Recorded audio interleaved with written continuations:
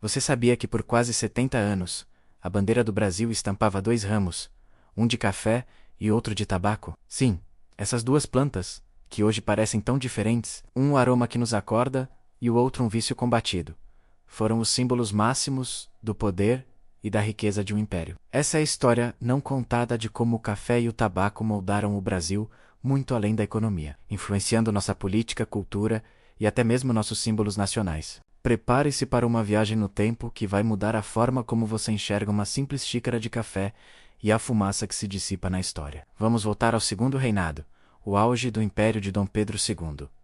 O Brasil era o maior produtor de café do mundo, e esse poder precisava ser exibido. Se você visitasse o Paço de São Cristóvão, a residência da família real, que hoje abriga um museu nacional, veria essa aliança por toda parte. Nas portas do palácio, entalhados na madeira, ao lado das iniciais do imperador, P2 estavam lá, ramos de café e folhas de tabaco. Dentro dos cômodos, as guarnições das portas e janelas repetiam o tema.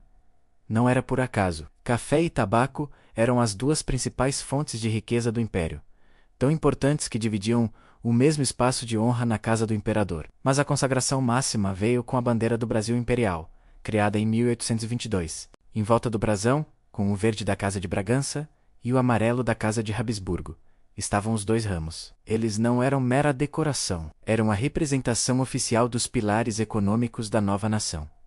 Eram a alma do império. Mas como chegamos a esse ponto? A jornada de cada um deles é uma saga de glórias, tragédias e muitas contradições. A história do café no Brasil começa com um ato de espionagem e sedução. Em 1727, o militar Francisco de Melo Palheta foi enviado à Guiana Francesa com a missão secreta de conseguir mudas de café. Diz a lenda que, após um romance com a esposa do governador, ele recebeu um buquê de flores de despedida e escondidas.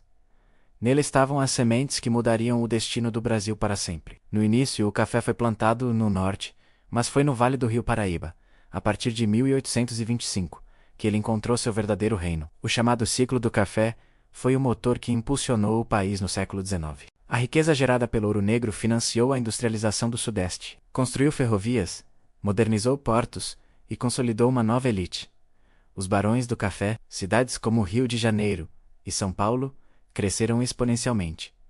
E o Brasil se tornou o maior exportador mundial. Mas essa prosperidade tinha um lado sombrio. Ela foi construída sobre o trabalho de milhões de pessoas escravizadas, arrancadas de suas terras na África ou deslocadas dentro do próprio Brasil, em uma das maiores migrações forçadas da nossa história. Após a abolição, foram os imigrantes europeus que assumiram o trabalho duro nas lavouras, muitas vezes em condições precárias. Já no século XX, a saga do café viveu uma de suas maiores tragédias, dessa vez no Paraná. Nas décadas de 1950 e 60, o estado virou a nova fronteira do café, atraindo milhares de colonos com promessas de riqueza fácil. A propaganda era intensa, cidades com nomes como Cafelândia brotavam do chão, e o Instituto Brasileiro do Café financiava a expansão desenfreada. O Paraná se tornou o maior produtor do Brasil. Só que esqueceram de avisar sobre um detalhe fatal.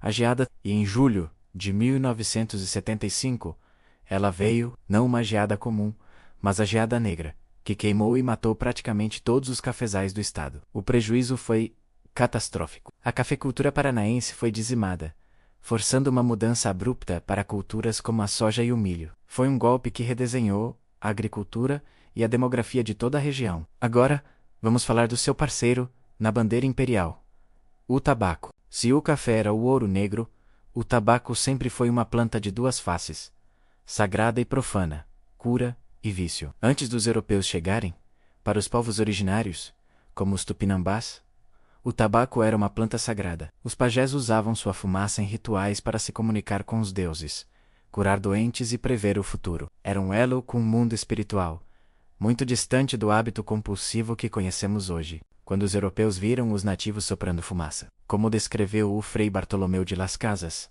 ficaram entre horrorizados e fascinados. Mas a curiosidade venceu. A virada aconteceu no século XVI, graças a um diplomata francês em Lisboa chamado Jean Nicot.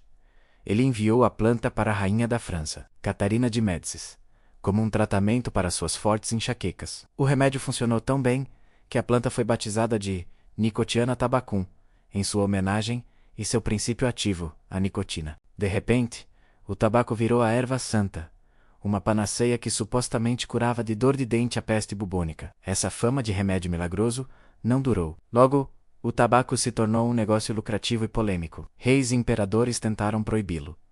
Na Inglaterra, o rei Jaime I chamou de hábito repugnante. Na Rússia e no Império Otomano, as punições podiam chegar à pena de morte.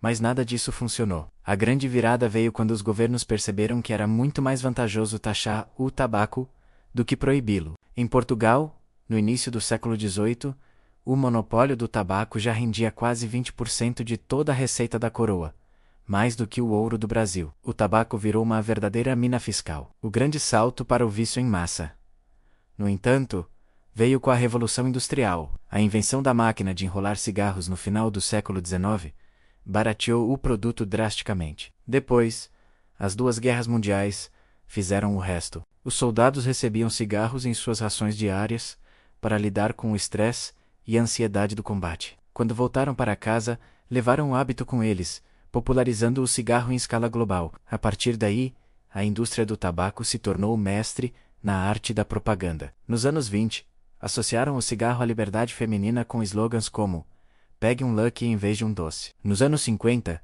inventaram o filtro para dar uma falsa sensação de segurança. E quem não se lembra do mundo de Marlboro dos anos 60, com um cowboy viril e livre, uma imagem que vendia aventura enquanto escondia a dependência e a morte? A primeira comprovação científica dos malefícios do cigarro só veio em 1953. Mas a indústria já tinha passado décadas manipulando a ciência e enganando o público. Então o que café e tabaco têm em comum, além de terem dividido espaço na nossa bandeira? Ambos foram produtos da exploração colonial, gerando riqueza para as metrópoles à custa de trabalho escravizado. Ambos se tornaram símbolos de status, primeiro consumidos pela elite e depois massificados. Ambos foram aliados do capitalismo industrial, um como estimulante para longas jornadas de trabalho e o outro como um calmante para o estresse da vida moderna. E ambos transformaram a sociedade, atraindo imigrantes, construindo cidades e financiando a industrialização. Hoje, a ironia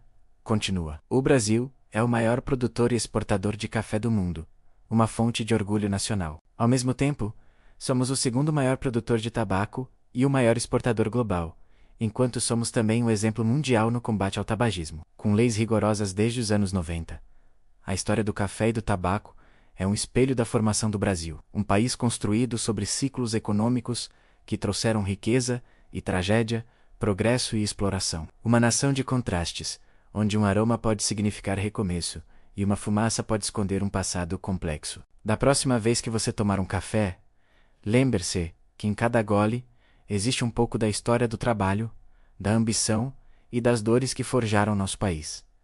Obrigado por assistir. Se você gostou de desvendar essa parte da nossa história, não se esqueça de curtir o vídeo, se inscrever no canal e ativar as notificações para não perder os próximos. Até mais!